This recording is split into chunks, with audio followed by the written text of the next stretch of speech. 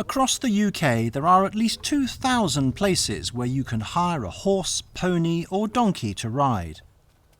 The law says that every one of these riding establishments needs to be licensed by the local authority to make sure that the animals are well looked after and the riders are safe.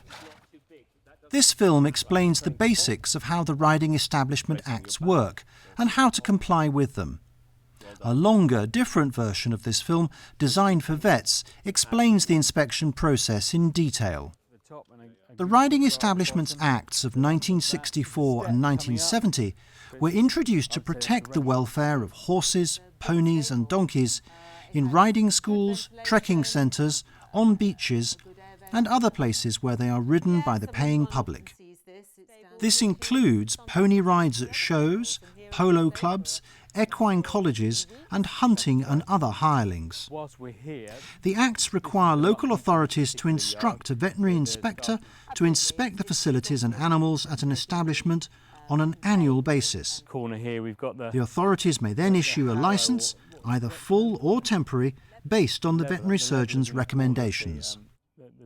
Without a licence, any place teaching riding on a pony that doesn't belong to the rider, hiring horses out for polo or hunting, or charging for donkey rides is breaking the law and liable to prosecution. In addition, its liability insurance will be invalid.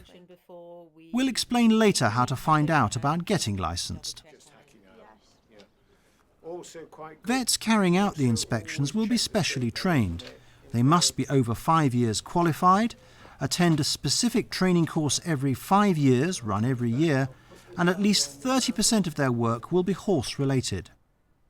A register of approved inspectors is maintained by the Royal College of Veterinary Surgeons. Local authorities, usually it's the Environmental Services Department, will use this list to appoint inspectors, and there may be a tendering process. The RCVS website has more details.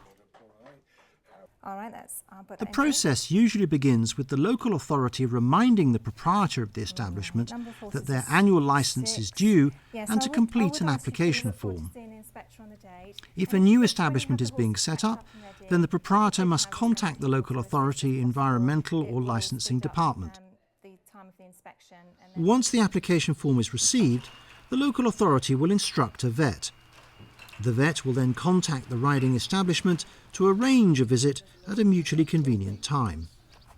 The vet should explain what is needed on the day, for example, to have the horses tacked up. During an inspection, vets will focus on animal welfare. They will carry out detailed checks on the animals themselves and all the saddles and tack. But they will also want to check records and paperwork and look round all the facilities, including stable accommodation, muck heaps, manege and riding areas, and even the paddocks.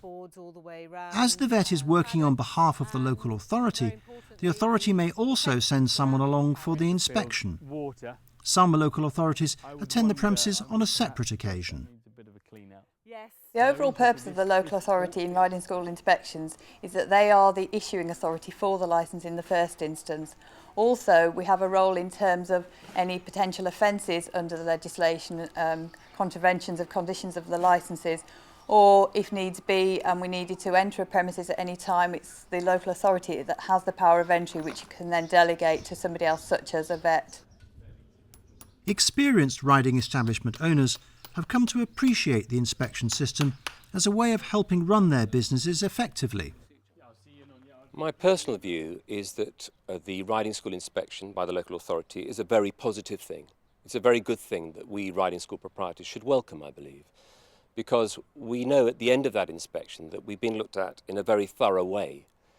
It's very easy to lapse into standards which are not quite up to the mark, day in, day out, and to have someone come in and inspect in detail can be a very positive thing.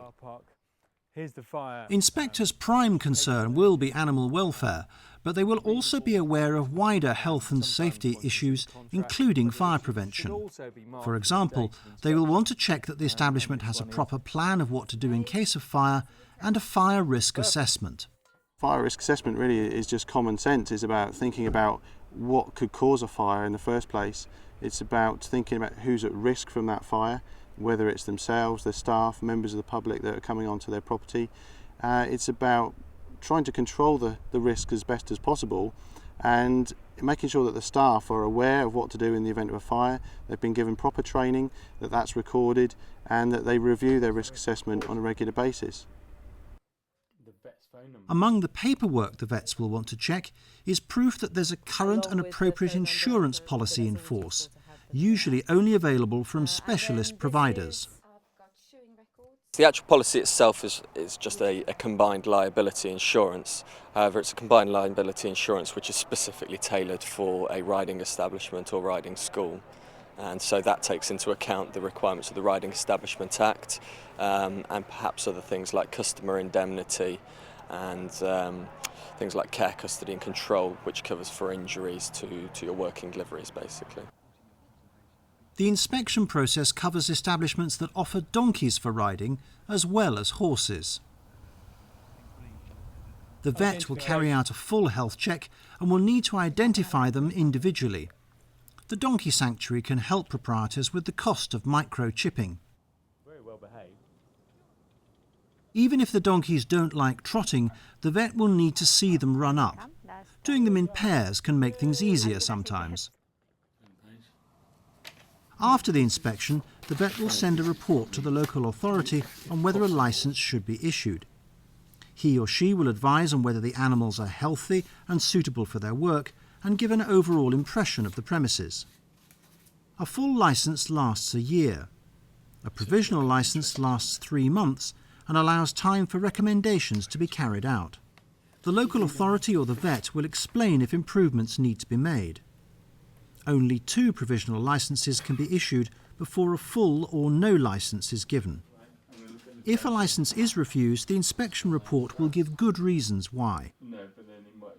The vet's bill will be paid by the local authority. The cost will be recouped in the licence fee. To find out more about the licensing process, contact your local authority's environmental or licensing department. If you belong to a body like the British Horse Society, the Association of British Riding Schools, the Hurlingham Polo Association, or the British Equine Veterinary Association, they'll be able to tell you more. The website of the Royal College of Veterinary Surgeons also has more information.